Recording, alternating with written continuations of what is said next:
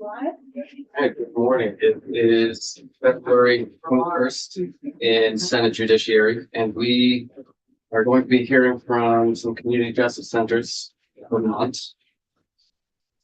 I will leave it to Gail to decide, or there's a few of you, just want to, whoever would like to go first, or if you have a group presentation, feel free to begin how you see fit. I would say, Casey, if you want to go first, or if you want Joseph to go first, up to you. That's fine. I'm happy to go first. Good morning to everybody. My name's Casey Viado, and just for spelling purposes, it's Kaciviado, and I use she, her pronouns. So good morning, committee members, and thank you all for inviting me to join you today. So as I mentioned, I'm Casey Viado, and I'm the co-director of restorative justice programs at Interaction, formerly Youth Services in Brattleboro. And today I'm here as part of the 17 community justice centers across Vermont, and wanted to offer a warm hello to everybody and share a brief overview of some of the work the community justice centers do. So our centers offer a variety of community justice programs, including the Reparative Panel Program, Circles of Support and Accountability, known as COSA, and reentry services. Each year, we invite Vermonters post-incarceration or post-adjudication back into community and ask them to reflect on the harm their actions have caused to those around them and themselves. Through conversation and relationship building with staff and volunteers, we help participants self-determine meaningful repair they can offer. Additionally, we do our best to invite folks harmed to participate in ways that feel safe and supportive for them. We live into our restorative justice values, which are high support and high accountability. And today I want to highlight that we're currently in a time of transition, which brings new and obviously very exciting opportunities.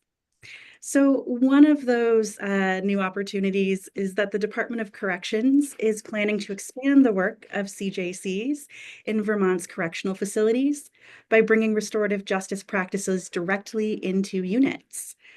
At Southern State Correctional Facility in Springfield, the Brattleboro and Greater Falls Community Justice Center has been meeting with folks on the honors unit to facilitate trainings and bring circle practices. And as you know, Act 11 passed last session, which opens the door for community justice centers to build relationships with local domestic violence support organizations and the potential to accept domestic violence cases. I'm excited to share that conversations have started in Burlington around pilot projects, and our CJC in Greater Falls has successfully worked through one case at this point. So with all the excitement, I would be remiss if I did not acknowledge that exciting opportunities also mean funding challenges. So the CJCs continue to be funded through discretionary funding from the Department of Corrections, and the passing of Act 11 did not include additional funding. While I believe the spirit of Vermont includes a scrappy can-do attitude, obviously the lack of financial support does limit the ways we can meaningfully engage in the work we believe in. But for today and today's session with the committee, I just wanted to offer this brief overview to our centers in Vermont. If you are a data nerd like myself, I would encourage you to look at the report generated by Act 40, which lists tons of data points and rabbit holes that you can fall down to learn more about statistics of restorative justice in Vermont. And I hope that while the committee is doing their important work, you keep us in mind. We're happy to invite conversation. Thank you. Great. Thank you, Casey. I appreciate it. I think question, maybe a comment for you or other CJCs. I'm curious about the types of outcomes that you see, and if generally you see more positive outcomes, or if there's not as much engagement as you're hoping, or there is engagement.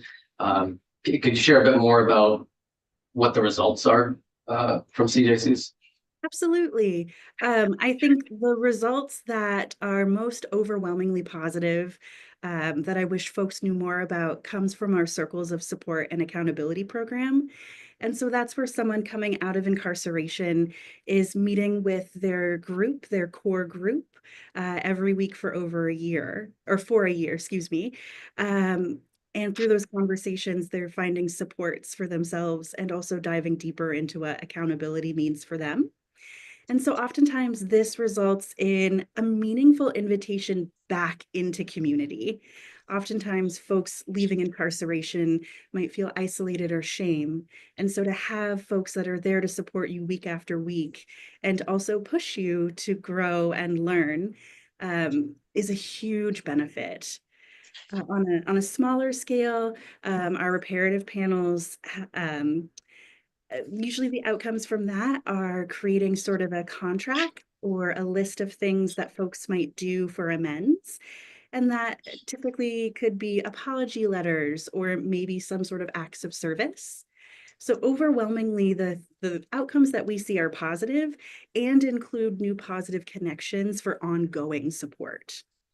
I would say that one of the bigger challenges and tends to lead to more unsuccessful cases, if that's how you want to title them, might be for folks experiencing housing insecurity or homelessness. It can be really hard to engage in those deeper level conversations when your basic needs aren't being met first, as well as just the instability and not being able to really keep in contact or make appointments. That makes sense. Thank you. Committee, any questions? Casey? No? Okay. Great. Well, thank you, Casey. Appreciate your testimony. Feel free to hang around on the Zoom if you want. We'll be having a bit of a longer conversation with some other folks as well. So thank you. Thank you so much. Very welcome. Joseph. Yes, indeed. Great Great to be here with everybody. Thanks for taking the time. Yeah. So Joseph Levan, for the record, Joseph Levanway, Director of the South Burlington Community Justice Center and Chair, speaking of outcomes, I could piggyback a little bit to begin with the sentiments expressed by Casey and that the outcomes for the work that we do are overwhelmingly positive. Speaking for our restorative justice panels, we look at a 97% completion rate for folks that engage. We see positive impacts for folks affected by incidences and responsible parties as well to be able to engage in restorative dialogue and conflict dialogue regarding harm that has been caused, repairing harm, building community connection, and learning ways to not have similar incidents happen with people. So during these panel processes, we have volunteers from our communities that we serve where the harm occurs, at least 3 volunteers from the community per panel, a responsible party, and the affected party as well if they opt to participate. And throughout these meetings, we develop what we call restorative contracts, where affected parties get to share what they would like to make things as right as possible. And it's important to note that when we talk about affected parties, we have direct affected parties. For instance, we could use an example of a larceny from a vehicle. So let's say we have a single vehicle, there's a directly affected party because the individual whose vehicle was broken into and things were stolen, right? But harm can be more wide range. It can involve sons, daughters, partners, family members, community members, police.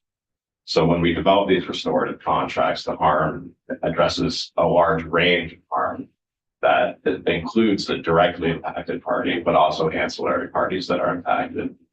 So it's a very powerful process that me personally, I never seem to be not moved by the process, as we've seen so much impact for folks when we talk about that sense of building community, that strong sense of support and accountability, the destigmatization and humanization that occurs, from responsible parties and affected parties, and the healing that occurs in these processes. So the positive impacts are inherently profound.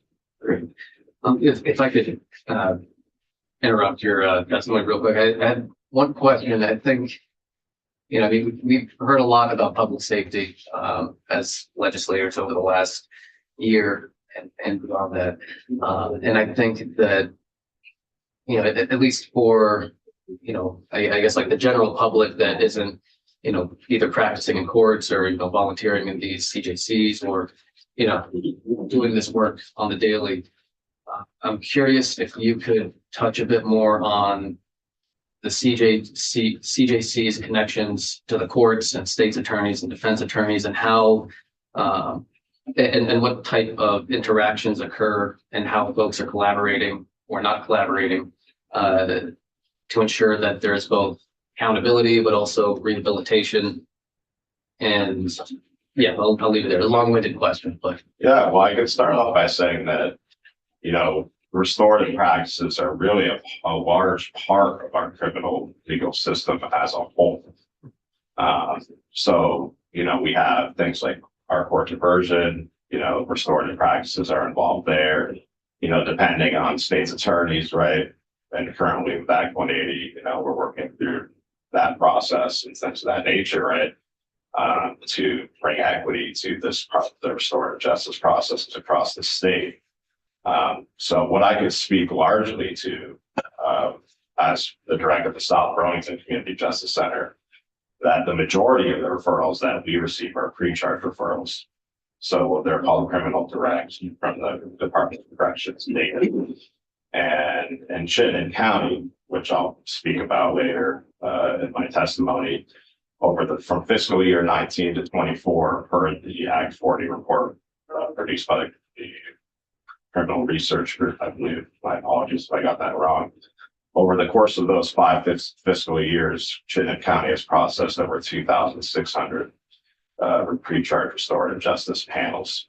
And that process basically involves the referral coming directly from law enforcement. So when it comes to court involvement, there essentially is none in the pre-charge process currently as it operates.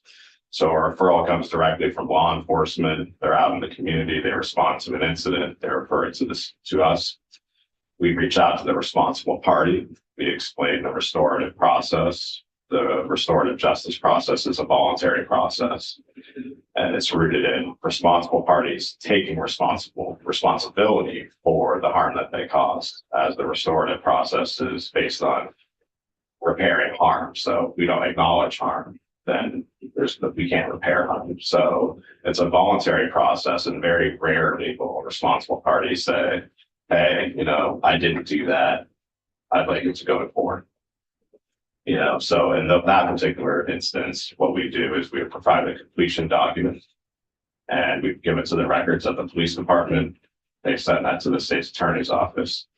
The way things largely work in Chittenden County is that when a referral is made, the police will cite somebody out 12 to 16 weeks to give them the opportunity to complete the restorative justice process before their citation dates.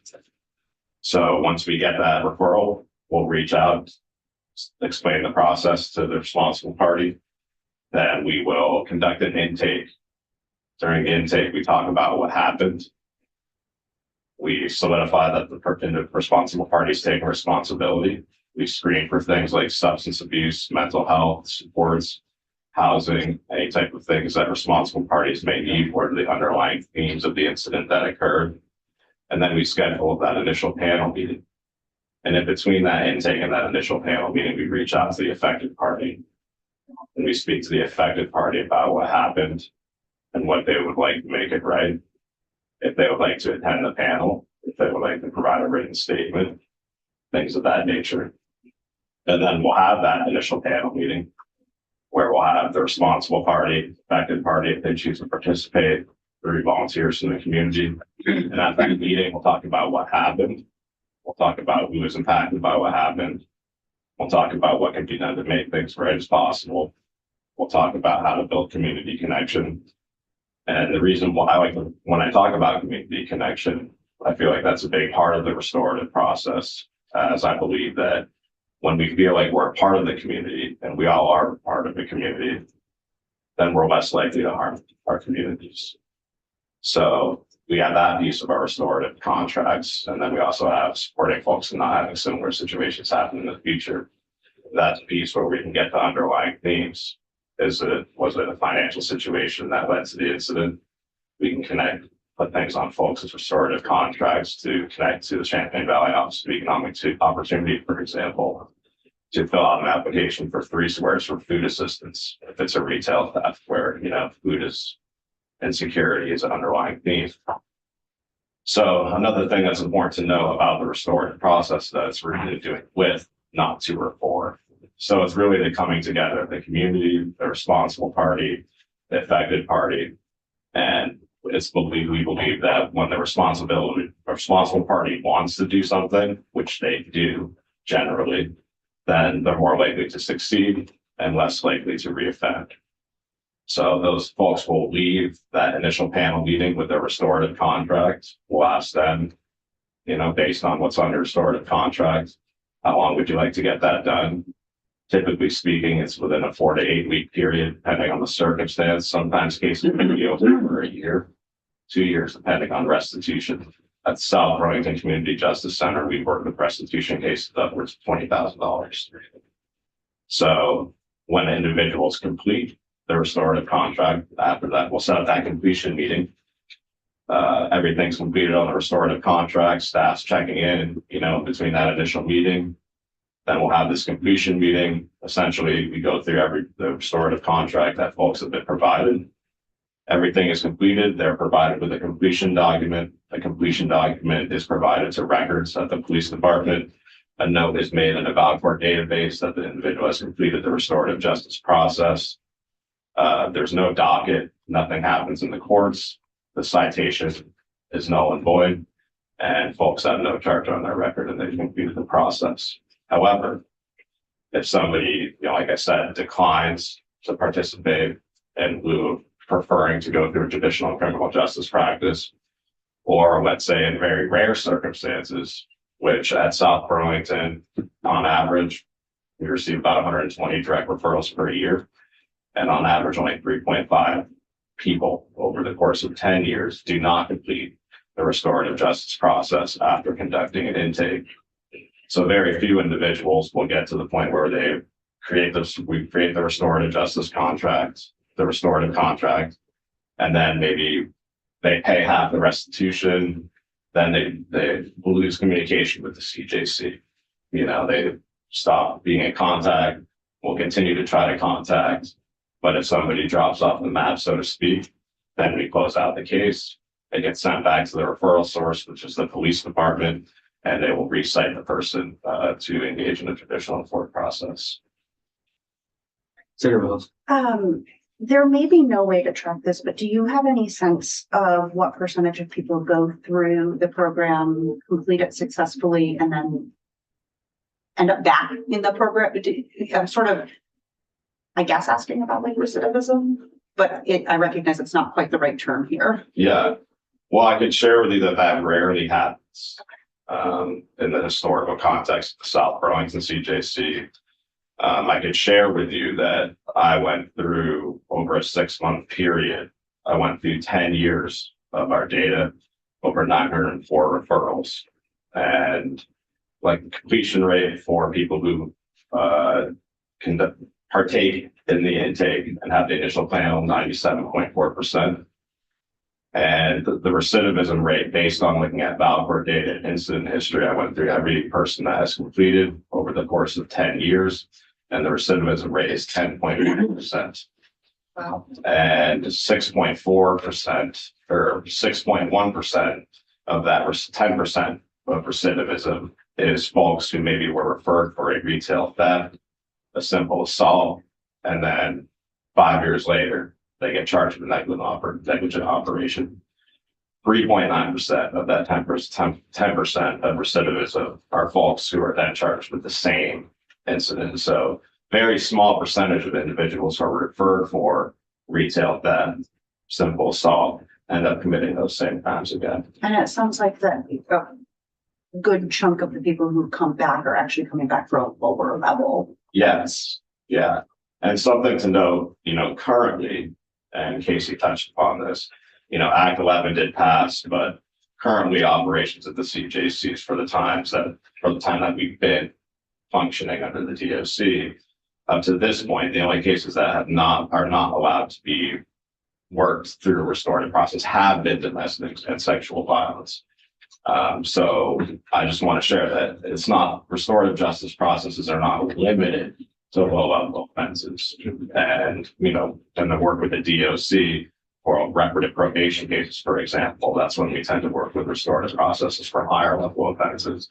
But similarly, depending on situations, we get direct referrals for, aggravated assault. We've had direct referrals for felony retail theft. We've had direct referrals for embezzlement, overhand, bad checks, things like that. So for a restorative process to be fit, the ideal criteria is for the responsible party to take responsibility. So when we acknowledge the harm, there's always the opportunity to make it right. And I believe that, when folks go through the restorative justice process, when we compare that to a traditional criminal legal system, I do want to share that from my personal perspective, I look at our criminal justice system much like our healthcare system. When we have an ailment, we can go to a naturopath, we can go to our chiropractor, we can partake in Chinese medicine. If we break our leg, we're probably going to go to the hospital. So restorative justice is a tool in our toolbox. And the more tools that we have, the better we are able to serve our community members and meet the diverse needs of our community members. It seems like that just statistically, we were looking at recidivism rates with the sort of traditional system, the other day of close to 50%. And so with a 10% recidivism rate, it seems like this response is actually going a longer way to bring people back into communities so that they're not doing harm, which to me feels like a really positive public safety outcome. Yeah, I would agree. And, something I was just going to mention is, when we think of a traditional legal process, we ask what law is broken and what punishment is served, right? When we think about things from a restorative lens, we ask who is affected by what happened and whose obligation is it to make it right. So through a traditional court process, we often see passive responsibility. Folks will plead not guilty, right? Take plea deals. Through justice, it is an active responsibility where folks say, I take responsibility for what I did. So that innate piece right there leads to that inner reflection for folks, that look in the mirror for folks, and then the ability to hear directly from the community, directly from the folks who are impacted by the harm that is caused. I believe it's a large contributing factor and a very powerful experience, which leads to that positive impact on public safety, plus that balance of support and accountability, right? So a responsible party comes through. There's a lot of shame that folks experience. And when we think about things like exclusionary practices in schools, for example, when something happens at a school, a student gets taken out of the school. The school for the student is their community. So they get removed from their community. This is what contributes to the school to prison pipeline that we know about, right? So when we think about folks who are committing harm, who committed crime, there's a lot of shame that happens with that. They don't feel like a part of the community. They feel wrong. They feel like they're wrong. They feel like they're different, whatever it may be. So through that process of support and accountability from the volunteers, the community engagement, we work to build back that sense of community for responsible parties and for affected parties. Think about if you were somebody who was affected by an incident, maybe somebody smashed the window of your car. What do? We call the police. We provide a report. We may not hear anything again.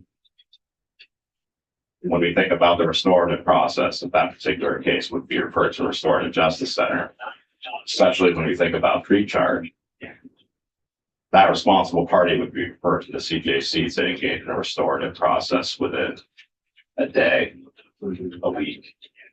An affected party would be contacted within a week, 2 weeks after the incident. so that they can provide that closure, that communication, and that destigmatization for all members of the community. Because regardless of whatever somebody does that commits harm, right, whether they get incarcerated for an extended period of time, folks are still going to be coming back into our communities. And that's some of the powerful work that happens through, circles of support and accountability, and things of that nature. I'm asking you to speculate a little bit, but it's, the aspect of meeting the needs of everyone involved, I think a lot of times people make the best choices available to them. And one of the aspects that I've heard you talk about is making sure that people have their, economic and social and emotional needs met. How do you think that plays a role in the outcome, the really positive outcomes you're seeing? I can tell you, like, for example, we just had a meeting last night. Getting to those underlying themes is essentially key. And sometimes I could share, a story about a gentleman who came in. It was a retail theft incident, and he has 2 kids. He lives in Starksboro. Cost of childcare is extremely high.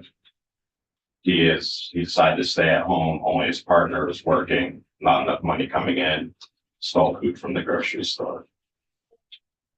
And speaking to that individual about resources that may be available, right, when we get to that piece of like the underlying theme, what I tend to see sometimes with folks who are particularly struggling, whether it's housing, whether it's, food, healthcare, whatever it may be financially, right, is that they're discouraged.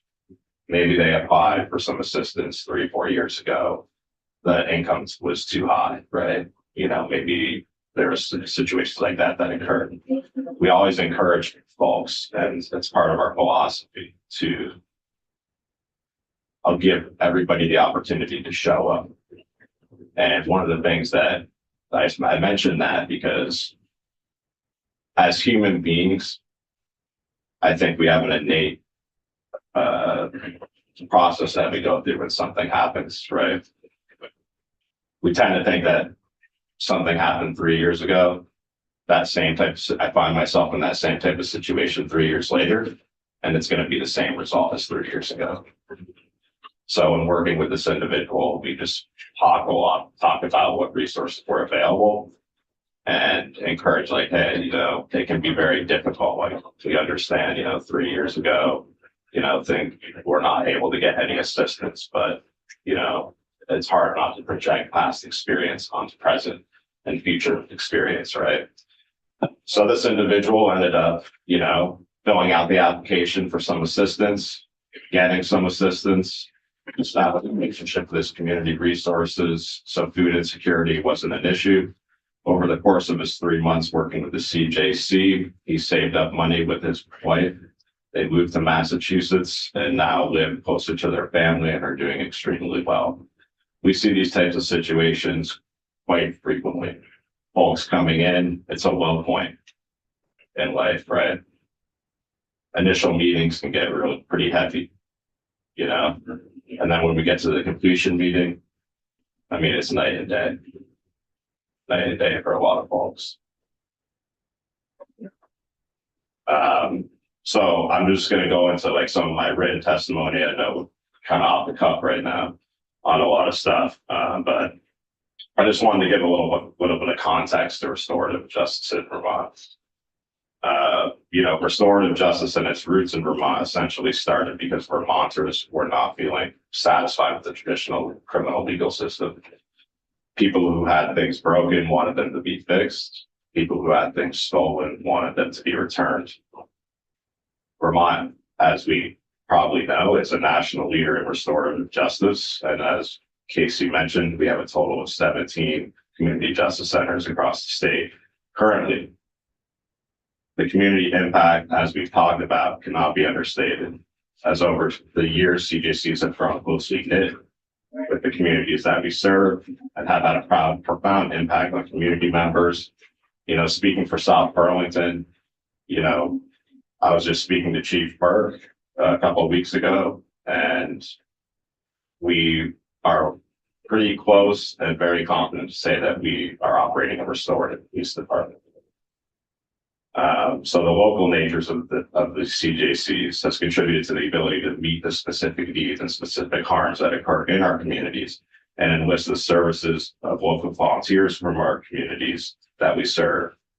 And speaking about like the landscape of CJCs a little bit, there are 3 funding sources for CJCs currently, which will change in the coming years. Currently, we have the Attorney General's Office, which funds court diversion, YSAS, which is Youth Substance Abuse and Safety Program, Civil DLS programs, and Tamarack and Pretrial Services. The Department of Children and Families is another funding source, which funds ARCH, Balanced and Restorative Justice. And then we have the Department of Corrections, which is largely what I'm here to talk about today. And they fund restorative justice intervention, handles and circles, reintegration, circles of support and accountability, restorative community engagement, dialogue, awareness, and pre-charge referrals. So as you all will recall, last year's Act 180 pre-charge diversion, which it was never called pre-charge diversion, it was just pre-charge, but per one Act 8, that's what we're calling it. Pre-charge diversion is moving to the Attorney General's office from the AGO. The AGO is requesting funding to support this in that FY26 budget. Currently, there is a lot of uncertainty for the CJCs, particularly those who have been operating pre-charge for 15 years at this point, because it is unclear whether Act 180 is going to be funded at all. And it is unclear, furthermore, that those CJCs who have been operating robust pre-charge programming for a decade plus will be able to have funding to do this work. It remains to be seen. We got a couple months out in the session. We know that, it's not in the governor's initial budget to fund Act 180. So we'll see where that goes. But we continue to be in conversation. Oh, go ahead. I'm wondering, and it may be in your testimony later, and I apologize, but I'm wondering if you have any data on cost savings to the system of operating your program.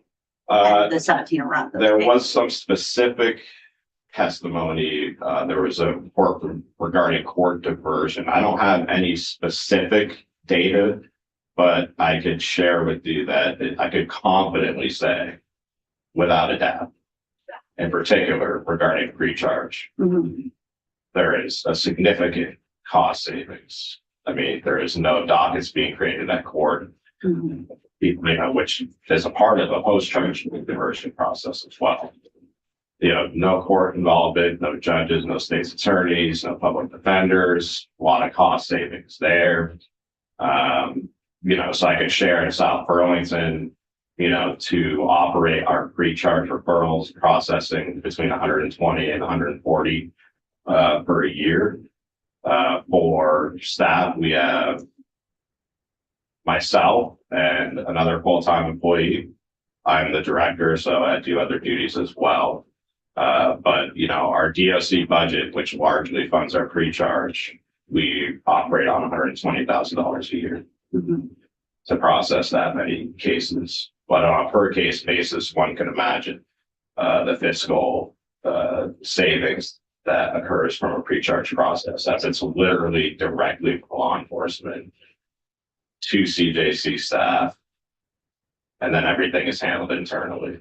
Something to know about South Burlington and the CJCs in Chittenden County is that we are also municipally based, and there are a couple others that remain municipally based. So when we talk about costs for South Burlington for things like invoicing, accounting, we talk about rent, electricity, the city provides that to us in kind. Okay. And so that sort of cost savings is kind of the really tangible stuff, but is obviously not looking at like the reduction in recidivism and all of those, both monetary costs, but also social and human costs. Yes, absolutely. Okay. Those are, Which can't really be quantified. yes. Can't really quantify something that didn't happen. Yeah, absolutely. Absolutely. So as I was saying, Act 180, we're continuing the conversation with the AGO currently, our community leaders and our partner CJCs to figure out how to best move forward. with pre-charge to ensure, equitable services for all Vermonters. But as I mentioned, currently there's no funding for this. As I mentioned, the main reason why I'm here, which we wouldn't be able to tell based on all the conversations that we've been having thus far, which has been fantastic, is to talk about the Department of Corrections and their restorative justice support. So this is purely informative information, like no asks involved, as much of the conversation that we've been having thus far. And I just want to share that the support that y'all have showed, for restorative justice at the House, this team right here is so appreciated. It means a lot to all of us to see the value that y'all have for the work that we do. I just wanted to update you on like the current landscape, what's happening in the field and the landscape for FY26 in regard to DOC funding. So as mentioned previously, I was talking about funding for pre-charge, but funding from the Department of Corrections has been consistent for decades. So, community justice centers were born from funding from the Department of Corrections, and have evolved, to the landscape in which we see today. The funding that has been consistent for decades is going to significantly change this upcoming year and in the coming years. The Department of Corrections has been a funding source for, like I said, 20 years, and currently they're funding 17 community justice centers. This has led to these robust services across the state, including those circles of support and accountability, restorative circles for pre and post-charge referrals, civil referrals to engage in mediation and conflict assistance, and community forums to support the communities that we serve. Moving forward for FY26, DOC will move from being a source of funding for 17 community justice centers to funding only 13 community justice centers. Some of the CJCs that will lose funding may also not receive pre-charge diversion funding from the AGO in future years. This would leave some CJCs with little to no state funding. These CJCs have been in partnership with the DOC for over 20 years and have fostered the strong support for restorative justice in the municipalities, the communities, and the police departments for which we work with, and for some of us, such as South Burlington, actually work in. 3 of the CJCs who will not be receiving DOC funding in FY26 are in Chittenden County, where the county as a whole, as I mentioned previously, has processed 2,643 pre-charge referrals from fiscal year 19 to 24, with the South Burlington, Williston, and Essex Community Justice Centers accounting for 1,917 of these referrals. The proposed shift in funding from DOC includes funding 1 agency per probation and parole catchment area, a base grant of $100,000 per agency, with the remainder divided according to probation and parole population percentage. An additional $75,000 in funding for agencies with correctional facilities will also be provided to fund correctional facility-based restorative justice, which is an exciting new prospect that Casey spoke about.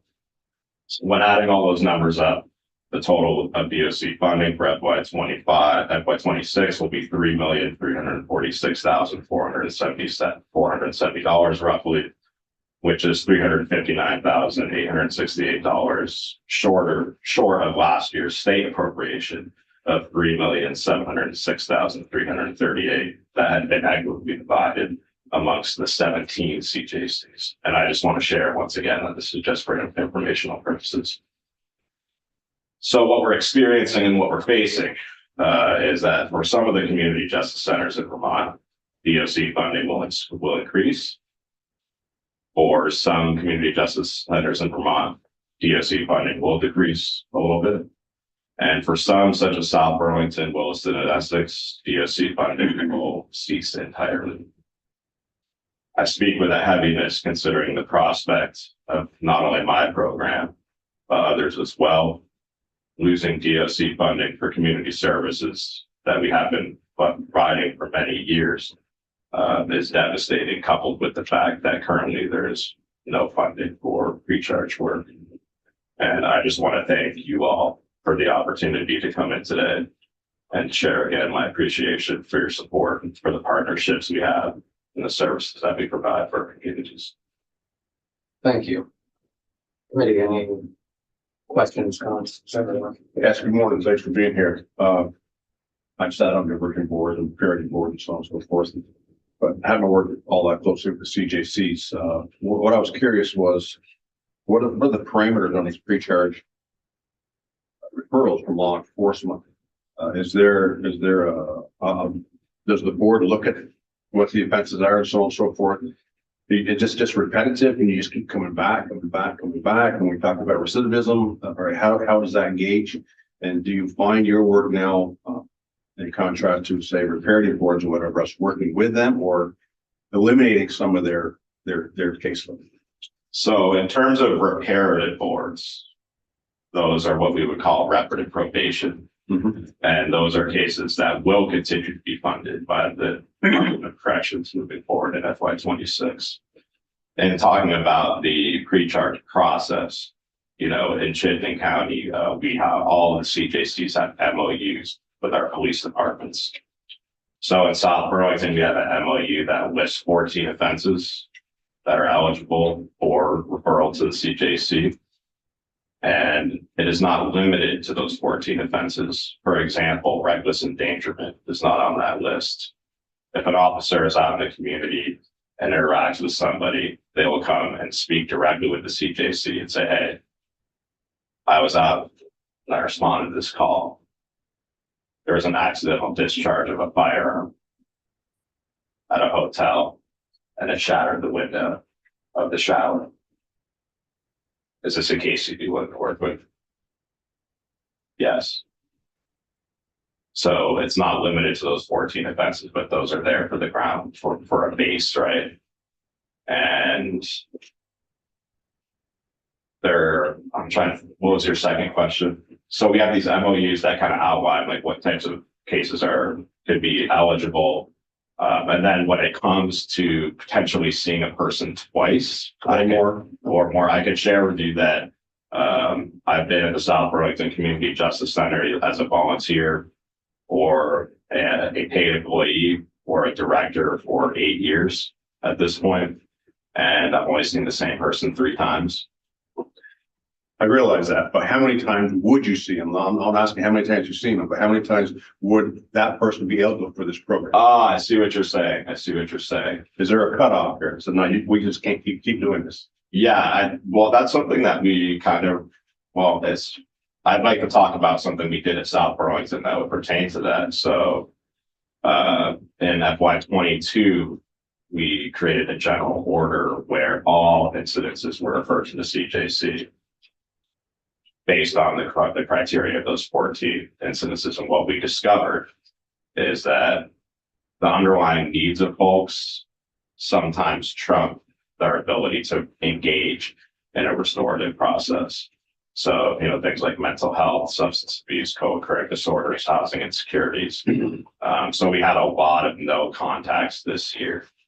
And I can share that there is no criteria for somebody taking responsibility and want to make it right, go through the restorative process. However, if it's an incident where somebody is committing, so when we establish our restorative contracts, we have a consent form, and one of the conditions on all of our restorative contracts is to not engage in negative interactions with law enforcement. So when somebody's working through the restorative process, if another charge happens, you know, oftentimes we will close out that case, refer it back to the police department. Sometimes we will take that case in and work with that case as well. There really is no like set in stone, like you completed restorative justice 2 years ago and now you're back, so you wouldn't have that opportunity. Like every case is unique and different, right? Like just like every human being is unique and different, and we always try to meet people where they are at. But generally speaking, you know, most of our referrals are for first-time offenders, you know, second, third time, but folks with extensive criminal history. While we have had success, Oftentimes folks are just not able to engage for one reason or another, whether that's not having reliable contact information, or just being in the throes of addiction, to such an extent where engaging in the process is just not suitable. Now, if that person were to, the person, who is perhaps struggling with substance use disorder, were to be working through a rehab system, and perhaps they did have an extensive history, but we're now in a really different point in time, would that be a case that you could take on? I mean, I guess my question is there a level of discretion based on the circumstances? Oh, absolutely. Absolutely. I mean, we, like I said, meet people where they're at, and there is no timeline for when that proverbial fork in the road happens for folks.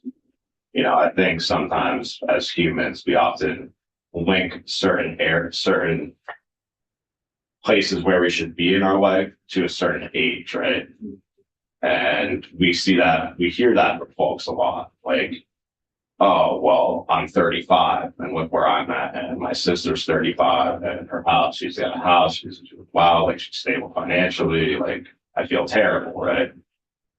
And you never know when that moment is going to be for somebody, right? And we have worked with folks with mental health and substance issues as well. Like sometimes those are underlying themes of crime, right? Of harm.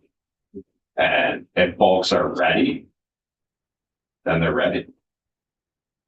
And like that restorative justice process of working with, always working with folks, if folks are ready and like, hey, like, it's time. Like I'm 38, I can't keep doing this anymore. I want to be stable. I want some help for my substance use. I want to be able to have my own home one day. Certainly can work with folks. And does the research and data support that sort of when that person shows up, regardless of how long or how many times they've struggled, that when they show up and are ready, the outcomes are good? Yeah, I would say that is the case. I will also share that when somebody is in recovery, relapse is often a part of it. So, it's a part. I often think of things like if we envision life as going up an endless staircase in which we will never reach the top, when something happens, when we commit harm, maybe when we're in recovery and we have that relapse, yes, we may go down a couple steps in the proverbial staircase, but what we gain is the wisdom from that experience. And the wisdom from that experience may allow us to climb up a little bit higher, right?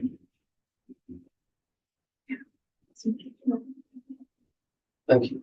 Ready, any further questions?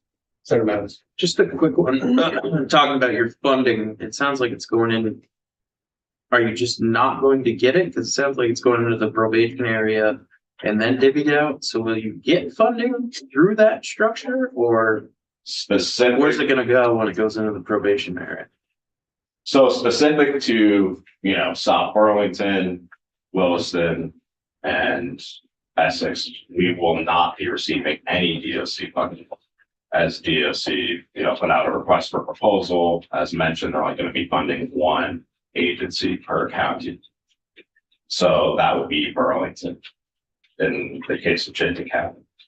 So what happened with Act 180 is so for Williston, Essex, and South Burlington, the majority of our referrals are those pre-charge referrals.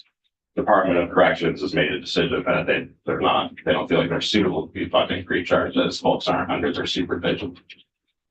So Act 180 shifts funding for pre-charge referrals to the the process, I guess, to the Attorney General's office.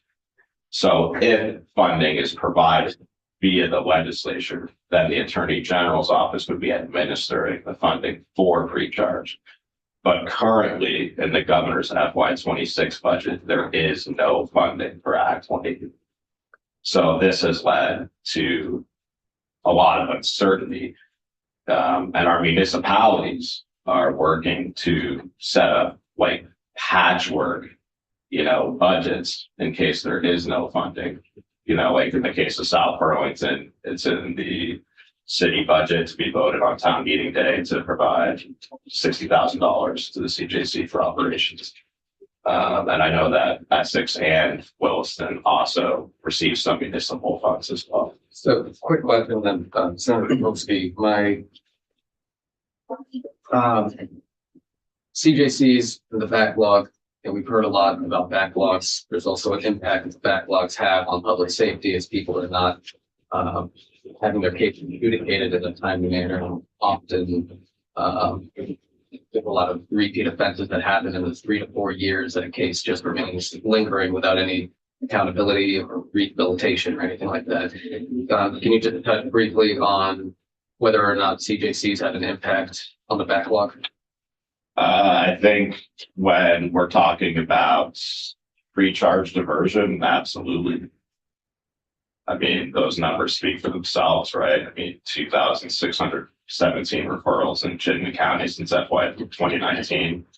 Yes, granted, 2,617 people may have not completed due to maybe not being able to contact, things of that nature.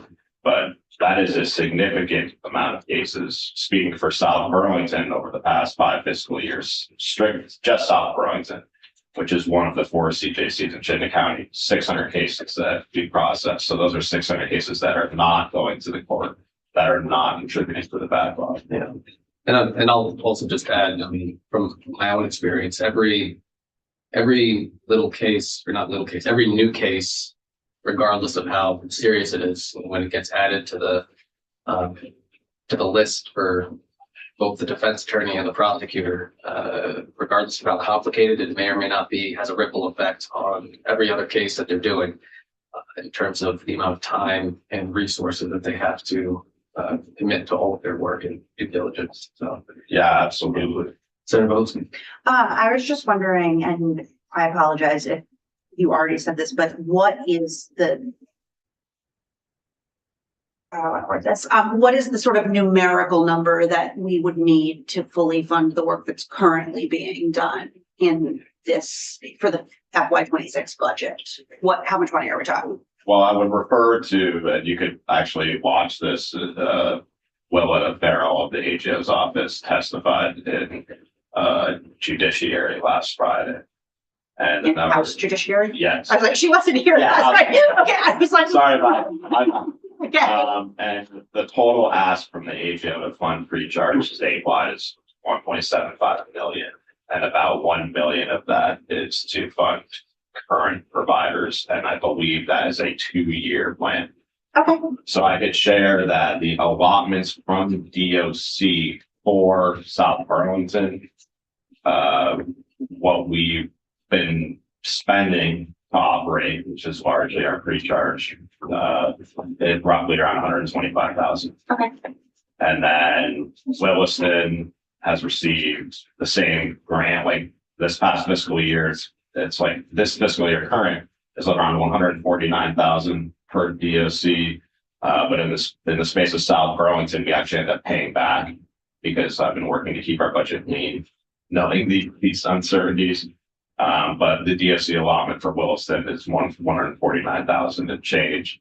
And Essex is in a unique situation as well because they were receiving additional DOC funding for circles of support and accountability. So their allotment was much higher. So I'm not sure what their specific pre-charge number would be because they were getting significantly more funding because they were offering additional service in comparison to South Burlington and Williston. Thank you for that. That makes sense. I heard the 125,000 number. I'm like, there's no way that's funding statewide pre-charge. So I appreciate the sort of bigger context and just trying to get a sense of what are we talking about. I'd really also be curious, and I can email JFO to sort of hear, what I'm basically trying to think about is like, what would the cost have been if the 600 cases you did that diverted out of the court system to the court? Like, I want to try to get a comparison about like what that 1.7 sort of buys down, right? Like the 1.7 investment, or in your case, 125,000, what would that have cost if all 600 of those cases had gone through the courts? which I know is gonna be a bit of a moving target, but my guess is it's more than 125,000. Yeah, there's actually, I think, I can look, I believe I have a report that highlights. I think it may have been the report from court conversion, from 2019 that highlights the cost for like, if somebody goes through court conversion, if somebody goes through like a traditional court process. I'd love to see that. But yeah, so I think that that data is available Amazing. and I can do some digging and try to find that. And even breaking it countywide, you know, I mean, we're talking, I mean, just South Burlington, Essex and Williston. So Essex is going to be receiving a reduction in services along with a significant reduction in funding. So if they were funded to do pre-charge, you know, similarly, just as a hypothetical, you know, to Williston and South Burlington, you know, we'd be looking at roughly $450,000 to adjudicate, you know, per year, 300 to 450 cases. But over the course of those 5 fiscal years, as I mentioned, you know, South Burlington, Wilson, Nexus have processed over 1,900 for those. You know, that's helpful. I think a lot of times we look at sort of one piece of the number, we're like $1.7 million, and we forget that $1.7 million, if we don't spend it, it's actually, you know, $6 million or more, you know, significantly more. Yeah, So the fact that those numbers exist is fantastic, and I'd love to see them. yeah. So it's an uncertain time. Like, Yeah. it's a promising time, you know, with Act 180 to bring pre-charge statewide and simultaneously, you know, for those who have been providing pre-charge services for a 10, 15 years at this point, losing that. So, you know, hypothetically, if there's no funding for Act 180, we're not only looking at not being able to fund the future spread of, you know, pre-charge work at the state, but then we're also losing the ability to process thousands of cases over the course of 4 or 5 years. Well, as based on your presentation, that seems like not the most fiscally responsible thing to do, nor the best thing to do for public safety. I would agree. I thought you might. Well, thank you for your testimony. We can, well, actually, I could ask, are you all set? Are you done? Yeah. Is there, okay. Yeah. Well, thank you for your time. Appreciate all the information. We can break until 10:15. We'll come back for your. Yay. All right. Thank you for your time. Yeah.